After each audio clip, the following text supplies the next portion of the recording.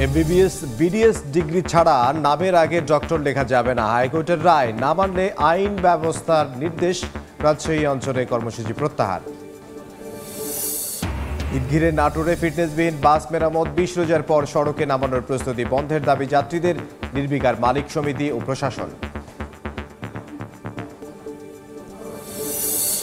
Bumper ফলন হলেও আলু নিয়ে বিপাকে কৃষক। জয়পুরহাট ও নওগাঁয় হিমাগারের বাইরে দীর্ঘ লাইন। সংরক্ষণ ভাড়া বাড়ায় ক্ষোভ, অব্যবস্থাপনার অভিযোগ।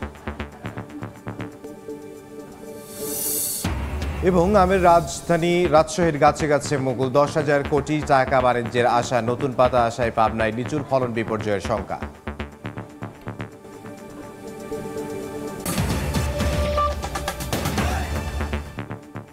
আমন্ত্রণ সময় সংবাদের নিয়মিত আয়োজন। বিভাগীয় সময়ে থাকছি সপ্তাহের 7 দিন ভিন্ন ভিন্ন বিভাগের সংবাদ নিয়ে। আজ থাকছে রাজশাহী বিভাগ, সঙ্গে আছে আমি ইমদাদুল হক।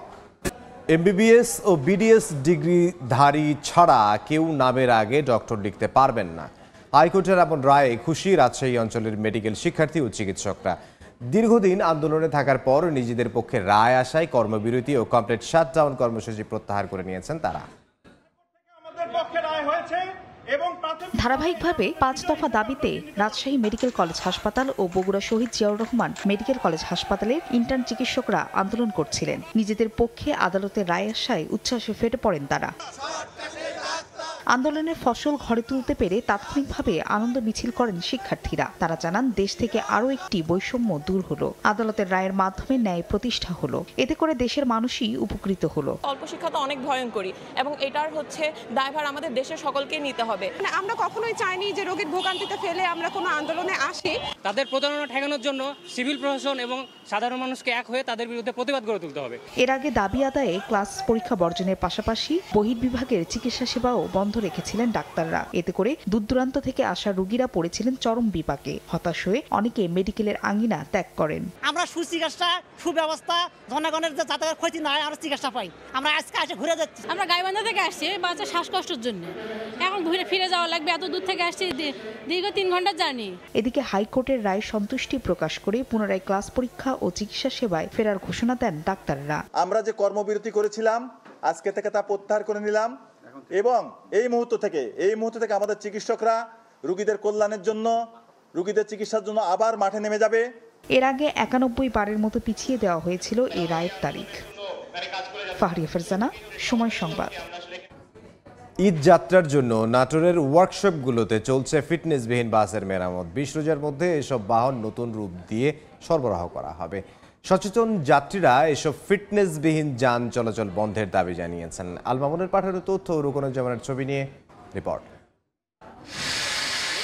ওয়ার্কশপে চলছে লক্কর ঝক্কর বাসের মেরামত। বডি ঠিকঠাক করার পর রং করার কাজে ব্যস্ত সময় পার করছেন শ্রমিকরা। তবে এসব বাসের নেই কোনো ফিটনেস। নাটোর শহরতলির হরিশপুর এলাকার বিভিন্ন ওয়ার্কশপে এভাবেই শতাধিক যাত্রীবাহী বাস মেরামত করা হচ্ছে। শ্রমিকরা জানান, ঈদ উপলক্ষে ঢাকা, নারায়ণগঞ্জ ও গাজীপুর থেকে যাত্রী পরিবহন করতে 20 রোজার মধ্যে মেরামত করে বাসগুলো মালিকদের কাছে সরবরাহ করার নির্দেশনা রয়েছে। 2-3টা গাড়ি ডেলিভারি দিয়েছি, এখনো 4-5টা গাড়ি কাজ করতেছি। যত দ্রুত পারি কাজ তুলে দেওয়ার চেষ্টা করছি। ঈদ যাত্রায় এসব ফিটনেসবিহীন যান চলাচল বন্ধের দাবি যাত্রীদের, আর এ নিয়ে নির্বিকার বাস মালিক সমিতি। নিরাপদভাবে চলতে পারি সেজন্য এই ফিটনেসবিহীন গাড়িগুলো যাতে সরকার তুলে নেয়, সেটাই আমাদের আবেদন। আমরা রাস্তায় আর মৃত্যুর মিছিল দেখতে চাই না, যেন সুস্থভাবে আমরা বাড়ি পৌঁছতে পারি। আগামী ঈদে যাতে সবাই ভালোভাবে সুস্থভাবে বাড়িতে এসে ঈদ করতে পারে, আমরা আমাদের তরফ থেকে যতদূর চেষ্টা করে আমরা করব। ব্যবস্থা নেওয়ার গতানুগতিক আশ্বাস হাইওয়ে, পুলিশ ও বিআরটিএর। যেগুলো আনফিট বাস থাকবে বা ট্রাক থাকবে, সমস্ত গাড়ি আমরা চেকপোস্টের মাধ্যমে প্রসিকিউশন দেওয়ার ব্যবস্থা করব। প্রতিনিয়ত আমরা মোবাইল কোড করার একটা প্রচেষ্টা করতেছি, যেন রাস্তাঘাটে ফিটনেসবিহীন যান চলাচল না করতে পারে। বাস মিনিবাস মালিক সমিতির তথ্য মতে প্রতি ঈদে প্রায় 1 লাখ মানুষ দেশের বিভিন্ন জেলা থেকে নাটোরে আসেন। সময় সংবাদ, নাটোর। আবহাওয়া অনুকূলে থাকায় এবছর আলুর বেশ ভালো ফলন হয়েছে জয়পুরহাট ও নওগাঁয়। কৃষকরা বলছেন, উৎপাদন খরচ ও হিমাগার ভাড়া বাড়ায় তাদের লোকসান হচ্ছে। সিন্ডিকেট করে হিমাগারে আলু রাখার অভিযোগ উঠেছে। সড়কে আলুবাহী গাড়ির দীর্ঘ সারি। রমজান মাসেও কেউ একদিন কেউ বা 5 দিন পর্যন্ত অপেক্ষা করছেন আলু হিমাগারে রাখার জন্য, অথচ মিলছে না সিরিয়াল। চলতি মৌসুমে আলুর বাম্পার ফলন হয়েছে জয়পুরহাট ও নওগাঁয়। তাৎক্ষণিক বাজারজাত না করে দীর্ঘদিন সংরক্ষণের আশায় হিমাগারে হুমড়ি খেয়ে পড়েছেন কৃষক। প্রতিদিন হিমাগারের বাইরে দীর্ঘ সারি তৈরি হচ্ছে আলুবাহী গাড়ির। তবে অভিযোগ উঠেছে ভাড়া বৃদ্ধি নিয়ে। কৃষক জানান, অপেক্ষা করলেও আলু সংরক্ষণ নিয়ে টালবাহানা করছে হিমাগার কর্তৃপক্ষ। এতে বেড়েছে ভোগান্তি। 5 দিন হলো আসা ভাই, এই রোডতি পড়ে আছি, এখনো স্টোরের ভিতরে ঢুকতে পারিনি। সিওরি খাওয়া দাওয়া আলু নিয়ে আসছি, এখনো মনে করেন যে এই রাস্তায় জামে পড়ে আছে। ঘন্টার পর ঘন্টা, দিনের পর দিন বসে আছি, কোনো গাড়ি আনলোডের খবর নাই। পরিবহন ও শ্রমিক মজুরি বেড়ে যাওয়ায় হিমাগারে ঢোকার আগেই কৃষককে আরেক দফা বড় অঙ্কের টাকা খরচ করতে হচ্ছে। এছাড়া বিভিন্ন অনিয়মেরও অভিযোগ কৃষকের। 24 সালে আলু রাখছিলাম 30 থেকে 40 টাকা কেয়ারিং খরচ বস্তা প্রতি, আর এবছর প্রতি বস্তায় কেয়ারিং খরচ 100 থেকে 120 টাকা। সরকার যদি কিছু সহযোগিতা করে বিদেশে আলু দেয় তাহলে কৃষক বাঁচবে, না হলে কৃষকের অবস্থা খুবই খারাপ। তবে হিমাগার কর্তৃপক্ষ বলছে তাদের ধারণ ক্ষমতার অনেক বেশি আলু মজুদের জন্য জমা হয়েছে। পাশাপাশি রয়েছে শ্রমিক সংকট। যতটুকু চাহিদা তার 3 গুণ 4 গুণ পরিমাণ আলু হলো আসতেছে, যার কারণে আমরা ইচ্ছা থাকলেও তাদের মনে করেন যে সময় মতো রিসিভ করতে পারতেছে না। গেট বন্ধ করা আছে, তারপর কৃষকেরা আসে ঘুরে যাচ্ছে। উপায় নেই, আমরা আলুগুলো দিয়ে রাখবো কোথায়? আর আমরা করবো কি? আলু তো আমরা নষ্ট করতে পারবো না। বিষয়টি প্রকাশ্যে এলেও এ নিয়ে নির্বিকার প্রশাসন।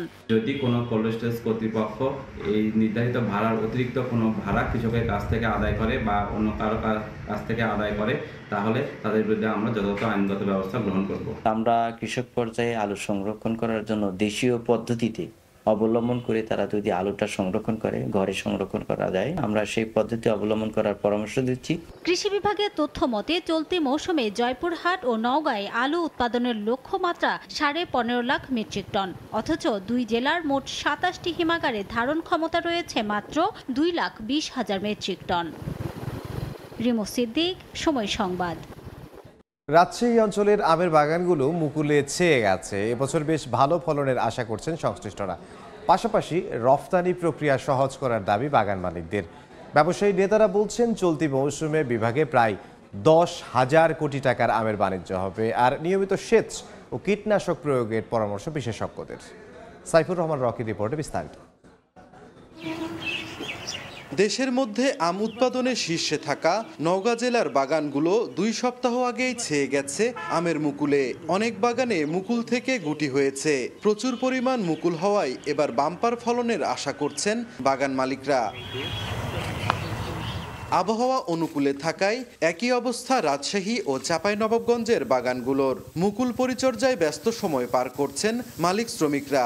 আলু যেমন কোলেস্ট্রল করা হয়, আম যদি কোলেস্ট্রল করা যায়, তাহলে আবার এভাবে রাজশাহীর কৃষকরা অনেক উপকৃত হবে। এটা যদি অব্যাহত থাকে, সেরকম কোনো প্রাকৃতিক দুর্যোগ না হয়, তো আমরা গ্রেটার রাজশাহী মিলে যে একটা আমাদের জরিপ আছে গত বছরের 7-7.5 কোটি টাকা, সেটা এবার মনে হয় আরও বেশি বাড়াই যাবে। যে দায়িত্বশীল বিভাগগুলো আছেন তারা এখন ওই আমের চাষাবাদের ট্রেনিং দেওয়া, আম ফ্রেশ আম রপ্তানি করবো, এটা না বাদ করে 40% অ্যাটলিস্ট এই প্রক্রিয়াকরণের জায়গায় ইনভেস্ট করা উচিত। তবে তীব্র গরমে গুটি ঝরা রোধে বাগানে নিয়মিত সেচ ও কীটনাশক প্রয়োগের পরামর্শ বিশেষজ্ঞদের। বালাইয়ের হাত থেকে রক্ষা পাওয়ার জন্য একটা ছত্রাকনাশক এবং একটা কীটনাশক প্রয়োগের পরামর্শ দিচ্ছি। ম্যানকোজেব এবং ইমিডাক্লোপিয়ার গ্রুপের ওই ওষুধ এখন স্প্রে করতে হবে একসাথে মিশ্রিত করে। কৃষি বিভাগের তথ্য মতে এবছর নওগাঁয় 4,30,000 মেট্রিক টন, চাঁপাইনবাবগঞ্জে 3,86,000 মেট্রিক টন এবং রাজশাহীতে 2,60,000 মেট্রিক টন আম উৎপাদনের লক্ষ্যমাত্রা নির্ধারণ করা হয়েছে। সাইফুর রহমান রকি, সময় সংবাদ, রাজশাহী। এ নিয়ে আলোচনা করতে এই মুহূর্তে রাজশাহীতে আছেন সহকর্মী সাইফুর রহমান রকি। তার সঙ্গে যুক্ত হচ্ছেন প্রতিষ্ঠানটির ঊর্ধ্বতন বৈজ্ঞানিক কর্মকর্তা ডক্টর মোহাম্মদ হাসান ওয়ালিউল্লাহ। সরাসরি চলে যাব আলোচনায়। কয়েক বছর আগেও আম উৎপাদনের শীর্ষে চাঁপাইনবাবগঞ্জ থাকলেও সেই স্থান এখন দখল করে নিয়েছে নওগাঁ এবং তৃতীয় অবস্থানে আছে এখন রাজশাহী। আমরা এই বিষয়ে কথা বলার জন্য আসলে উপস্থিত হয়েছে, আমাদের সাথে যুক্ত হয়েছে রাজশাহী ফল গবেষণা ইনস্টিটিউটের ঊর্ধ্বতন বৈজ্ঞানিক কর্মকর্তা ডক্টর হাসান মোহাম্মদ অলিউল্লাহ। আমরা তার সাথে একটু কথা বলবো। আমাদেরকে একটু বলবেন যে এই যে আমকে ঘিরে যে ব্যাপক বাণিজ্যিক সম্ভাবনা রয়েছে, এইটি আসলে আমরা এখানে আমভিত্তিক কোনো শিল্প কারখানা কিন্তু দেখছি না, এটা হলে কৃষকরা কতটুকু উপকৃত হতো? খুব ভালো একটা কথা বলেছেন। সেটা হলো যে আসলে আমাদের সিজনে যে পরিমাণে আম উৎপাদন হয় সকল আম আসলে আমরা মানুষ কনজিউম করতে পারি না, এতে নষ্ট হয় বা ওই সময় দাম কম পায় কৃষক। এটা যদি প্রসেসিংয়ের জন্য কোনো কোম্পানি থাকতো, অবশ্যই যেমন আম থেকে চাটনি বা আচার বা আম সত্ত্ব বা এই ধরনের বিভিন্ন প্রসেসিং কোম্পানি যদি গড়ে উঠতো, তাহলে এই আমগুলো বেশিরভাগ কাজে লাগতো এবং এটা আমাদের জাতীয়ভাবে যে উৎপাদন হয় আমের, এটা সম্পূর্ণরূপে কাজে লাগানোর মতো একটা সুযোগ আমাদের থাকতো এবং তারা কৃষকরা এবং মানে যারা বাণিজ্যিকভাবে করতেন তারা অবশ্যই সবাই লাভবান হতো। আমরা প্রতি বছর দেখি অনেক আম কিন্তু নষ্ট হয়ে যায় এটা সংরক্ষণের অভাবে। তো আসলে এই যে এইটাকে আসলে আম সংরক্ষণের কোনো ব্যবস্থা বা এগুলো আছে কিনা, আপনারা এই ধরনের কোনো প্রক্রিয়া কৃষকদের বলছেন কিনা? আম সংরক্ষণের প্রক্রিয়াটা কি আসলে আম তৈরি কোল্ড স্টোরেজ বা এই ধরনের ইয়েতে সংরক্ষণ করাটা আসলে খুব মানে ওটা খুব একটা ভালো টেস্ট বা ইয়ে থাকে না। এটা সবচেয়ে ভালো বিষয় যে যেটা এর আগে বলছিলেন যে ইন্ডাস্ট্রিয়াল ডেভেলপমেন্টের মাধ্যমে যদি এগুলো প্রসেসিংয়ে নিয়ে আসা যেতে পারে, যে বিভিন্ন ধরনের আমের থেকে যে প্রোডাক্টগুলো এই প্রোডাক্টগুলো যদি তৈরি করা যায় তাহলেই সবচেয়ে ভালো হবে, এটা মানে সংরক্ষণ করা সম্ভব আর কি। এছাড়াও এখন আমরা দেখছি যে এই আমের এই যখন মুকুল আসে তখন গাছে গাছে হপার পোকার আক্রমণ কিন্তু বেড়ে যায়। এখনও তেমনটি দেখছি যে হপার পোকার আক্রমণ থেকে আসলে বাঁচতে এখন যারা বাগান মালিক আছে তারা কি করবেন? হপার পোকার আক্রমণ, হ্যাঁ ঠিক আছে, মুকুলের আসলে সময় প্রায় শেষের দিকে, এখন অনেকটা গুটি আকারে চলে এসেছে। তো এখনও হপার পোকার আক্রমণে আম ক্ষতিগ্রস্ত হওয়ার ব্যাপক সম্ভাবনা রয়েছে। যদি হপার পোকা থেকে থাকে তাহলে আমরা যেটা বলি যে মুকুল আসার পরে এবং মুকুলের থেকে মানে মোটর দানা আকার হওয়ার পরে এই দুইটার সময় আমরা স্প্রে দিতে বলি। তো যারা মুকুল আসার পরে দিয়েছেন তারা একবার দিয়েছেন, এখন যেটা মুকুল থেকে গুটি মোটর দানা আকার চলে এসেছে এখনও একবার স্প্রে দিতে হবে এবং সেইটার জন্য আমাদের ম্যানকোজেব গ্রুপের ছত্রাকনাশক 2 গ্রাম এবং সেই সাথে ইমিডাক্লোপিড গ্রুপের কীটনাশক আমরা 1 গ্রাম দেওয়ার জন্য সাজেস্ট করছি এবং এটা দিয়ে এখন পুরো সব গাছে স্প্রে করে দেওয়ার জন্য সব কৃষকদেরকে বা যারা আম চাষি তাদেরকে আমরা অনুরোধ জানাচ্ছি। আমের কিন্তু 1 বছর বলা হয় অফিয়ার, 1 বছর অনিয়ার। গত বছর অফিয়ার গেছে, এবছর আমের কিন্তু প্রচুর পরিমাণ মুকুল এবং গুটি কিন্তু গাছে গাছে এসেছে। তো এই বছর আসলে ফলন কেমন হবে বলে আপনারা ধারণা করছেন আবহাওয়া অনুকূলে থাকলে? না, অফিয়ার অনিয়ার আসলে কি এটা জাতগতভাবে কিছু বিষয় থাকে, যে কিছু কিছু জাত আছে যেগুলো 1 বছর ভালো আসলে আর 1 বছর খুব একটা ভালো আসে না। তো সব জাতগুলো একরকম না। যেমন আমাদের বাড়ি আম 3, যে বাড়ি আম 4, এইগুলা কিন্তু মোটামুটি মানে অল্টারনেট বিয়ারিং হ্যাবিট নাই বললেই চলে, এরা প্রতি বছর এগুলো ফলন দেয়। তারপর কিছু কিছু জাত আছে যেগুলো আমরা জানি যে ল্যাংড়া বা খিরসা এই ধরনের জাতগুলো আমরা অল্টারনেট কিছুটা বিয়ারিংয়ের ইয়ে আছে।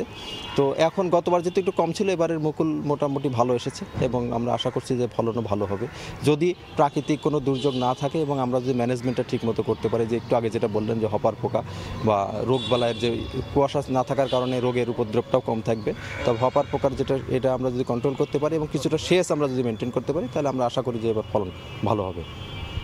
এবছর এখন পর্যন্ত কিন্তু বৃষ্টিপাত তেমনটা হয়নি, সেক্ষেত্রে এখন আপনাদের কৃষকদের জন্য কি পরামর্শ দিচ্ছেন আপনারা? আমরা যেটা বলছি যে স্প্রে এবং সেচটা দিতে হবে। যদি আপনার বৃষ্টি না থাকে তাহলে মাটির যেটা মানে আমার মাটিতে ময়েশ্চার যেটা বলি আর কি, ময়েশ্চারের অবস্থা বুঝে অবশ্যই সেচ দিতে হবে এবং সেই সেচটা মাঝে মাঝেই দেখে সেটা কোনো মাটিতে প্রয়োজন অনুযায়ী 10 দিন হোক 15 দিন অন্তর আমাদের সেচটা কন্টিনিউ করে যেতে হবে যদি বৃষ্টিপাত না হওয়ার আগ পর্যন্ত আর কি। অনেক ক্ষেত্রে আমরা যেমনটি অভিযোগ পাই যে কৃষি কর্মকর্তা এবং ফল গবেষণার কাছ থেকে আসলে অনেক ক্ষেত্রে যারা চাষি ভাইরা আছেন তারা কিন্তু কোনো ধরনের মানে সাহায্য তেমনটা পান না। এই বিষয়ে আপনাদের বক্তব্য কি? আসলে সাহায্য সহযোগিতা পান না বিষয়টা হয়তো তাদের অভিযোগ থাকতে পারে, কারণ আসলে আমাদের জনবল বা সব কিছু মিলাই তো আসলে সাফিসিয়েন্ট না সবার কাছে যাওয়া। তবে আমাদেরটা আসলে গবেষণা প্রতিষ্ঠান, যেহেতু ফল গবেষণা কেন্দ্র বাংলাদেশ কৃষি গবেষণা ইনস্টিটিউটের প্রতিষ্ঠান, ফার্মার্সদের সাথে আসলে ডাইরেক্ট কমিউনিকেশনের সুযোগ আমাদের কম। তবে কিছু ট্রেনিং প্রোগ্রামের মাধ্যমে আমরা তাদেরকে ট্রেন আপ করার চেষ্টা করে থাকি যে কী ধরনের পরিচর্যা করতে হবে। তো সেটা আসলে খুব একটা সাফিসিয়েন্ট বলে আমার মনে হয় না, কারণ এটা খুব কম পরিমাণে আমরা দিতে পারি। আর গবেষণা যেহেতু আমরা করি, আমরা আসলে কৃষকের কাছে ওইভাবে যাই না। তবে যারা আসেন আমরা চেষ্টা করি তাদেরকে সর্বোচ্চ মানে সহযোগিতা করার যে কীভাবে এগুলো করতে হবে। আর এছাড়া কি ধন্যবাদ। আমাদের সাথে এতক্ষণ যুক্ত ছিলেন ঊর্ধ্বতন বৈজ্ঞানিক কর্মকর্তা হাসান অলিউল্লাহ। তিনি আসলে জানাচ্ছিলেন যে তারা বিভিন্ন ধরনের কৃষকদের আসলে সাহায্য সহযোগিতা পরামর্শ করে থাকেন এবং এই মাধ্যমে আসলে আমের যে বাণিজ্যিক সম্ভাবনা সেটিকে কিন্তু আরও বেশি কাজে লাগানোর একটি সুযোগ রয়েছে, এমনটাই তিনি জানাচ্ছিলেন। তো এই ছিল আমার কাছে রাজশাহী থেকে সর্বশেষ। সাইফুর রকি রাজশাহী থেকে যোগ দিয়েছিলেন, তার সঙ্গে ছিলেন একজন অতিথি। রাজধানীর ফরেন সার্ভিস একাডেমিতে সমসাময়িক ইস্যুতে ব্রিফ করছে প্রধান উপদেষ্টা প্রেস উইং। সরাসরি যাব সেখানে। ইন্টারন্যাশনালি এটা ডাবলটা এফার্টসটা রিডাবল হবে, যাতে করে রোহিঙ্গাদের যেই পরিমাণ এড আসে সেটা যেন কোনো ডিসরাপ্টেড হয় না বা এফেক্টেড না হয়। আরেকটা হচ্ছে যে রোহিঙ্গাদেরকে নিয়ে ইউএন এবং বাংলাদেশ, ইউএনই করছেন, আমরা সেটার সাথে ওতপ্রোতভাবে জড়িত। একটা ইন্টারন্যাশনাল কনফারেন্স হওয়ার কথা সেপ্টেম্বরে, এবং সেটা আপনার প্রায় তার সাথে ফিনল্যান্ড এবং মালয়েশিয়াও যুক্ত হয়েছেন স্পন্সর হিসাবে। তো আমরা আশা করছি যে এই ট্যুরটা, এটারই ইউএন সেক্রেটারির ট্যুরের ফলে এই সামনে যে কনফারেন্সটা হবে সেটা নিয়েও আরও কিছু আমরা ডেভেলপমেন্ট হবে, এবং আমরা আশা করছি যে সেপ্টেম্বরে যে কনফারেন্সটা সেটা রোহিঙ্গাদের ক্রাইসিসটা এটা আর্লি রেজলিউশন, খুব দ্রুত যাতে একটা রেজলিউশন হয় সেটার আমরা আশা করছি যে একটা ইমপেটাস পাবে। তো এই ছিল আমার তরফ থেকে। আর আসিয়ার বিষয়ে আমি একটু বলি। সরি, মাগুরার যে মেয়েটা খুব যৌন নির্যাতনের শিকার হলেন, তার হেলথের একটু আপডেট আপনাদেরকে জানাই। আমাদের আমরা স্যাডলি হচ্ছে যে তার কন্ডিশন আরও ডিটোরিয়েট করেছে আজকে। তার সিজিএস মানে কমা level has come down to 3 from 4. Brain stem and pupil reflex are lower than yesterday. আমাদের ডাক্তাররা সিএমএইচ তারা প্রাণান্ত চেষ্টা করছেন। আমরা আপনাদের কাছে আমরা সবাই মিলে প্রার্থনা করি উনি সম্পূর্ণ সুস্থ হন। আমরা সবার কাছে তার জন্য দোয়া চাচ্ছি। এই এখন আমাদের deputy press secretary, UN secretary জেনারেলের 4 দিন ব্যাপী যে ট্যুর সেটার উপরে ডিটেল বলবেন।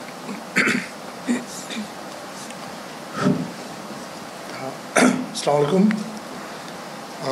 আপনারা এর মধ্যে জেনেছেন যে ইউএন সেক্রেটারি জেনারেল উনি আসবেন। উনি আগামীকাল আসবেন বিকাল 5টায় বাংলাদেশে। প্রথম দিন আমরা ওনার কোনো এঙ্গেজমেন্ট নেই, উনি আসবেন এবং মূলত ওনার কর্ম, এবং উনি চলে যাবেন হচ্ছে 16 তারিখ। 4 দিন বাংলাদেশে অবস্থান করবেন। এই 4 দিন অবস্থানকালীন সময় ওনার মূল কর্মসূচিগুলো মূলত 2 দিন পালিত হবে।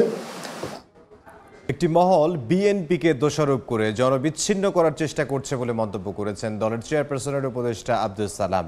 দুপুরে রাজশাহী নগরের একটি হোটেলে বিএনপির বিভাগীয় পর্যালোচনা সভায় মন্তব্য করেন তিনি। সালাম আরও বলেন, অগাস্টের 7 মাস পরও রাজনৈতিক ধূম্রজাল কাম্য নয়। 7 মাস অতিক্রম হয়েছে, কিন্তু এখনো একটা ধূম্রজাল বিস্তার করে রাখা হয়েছে। সবাই আমাদেরকে প্রশ্ন করে যে নির্বাচন কবে হবে, কিভাবে হবে, রাজনৈতিক অবস্থা কোন দিকে যাচ্ছে। এটা নিশ্চয়ই আমাদের কাছে কাম্য না। 5ই আগস্টের পরে যখন আমাদের নেতা তারেক রহমান নির্দেশ দিয়েছেন যে কোনো প্রতিহিংসা করা যাবে না, সারা বাংলাদেশ কিন্তু যেভাবে যে আচরণ হওয়া উচিত ছিল তার কিছুই হয় নাই। এর সময় আরও একবার ঈদ সামনে রেখে কর্মমুখর হয়ে উঠেছে সিরাজগঞ্জের তাঁতপল্লী। প্রতিদিন ভোর থেকে শুরু করে মধ্যরাত পর্যন্ত ব্যস্ত সময় পার করছেন তাঁতিরা। তাদের হাতের ছোঁয়ায় শাড়িতে ফুটে উঠছে নকশা।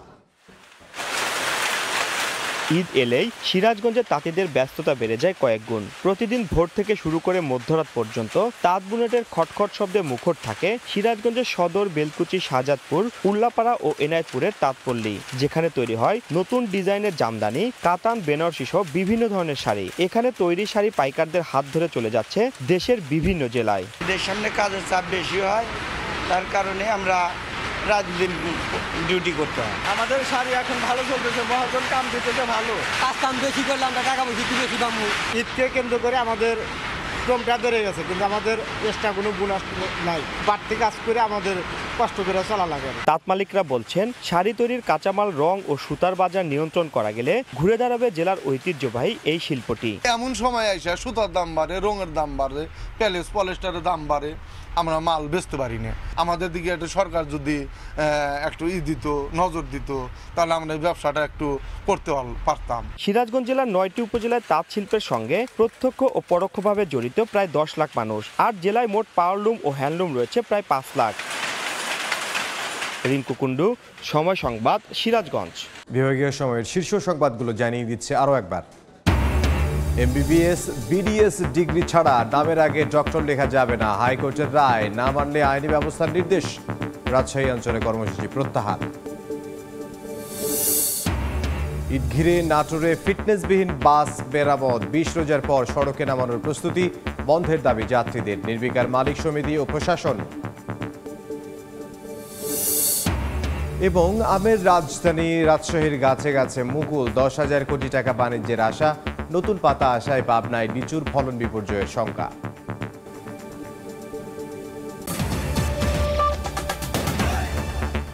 এই ছিল বিভাগীয় সময়ে। আগামীকাল থাকবো খুলনা বিভাগের আয়োজন নিয়ে, সঙ্গে থাকুন সময়ের।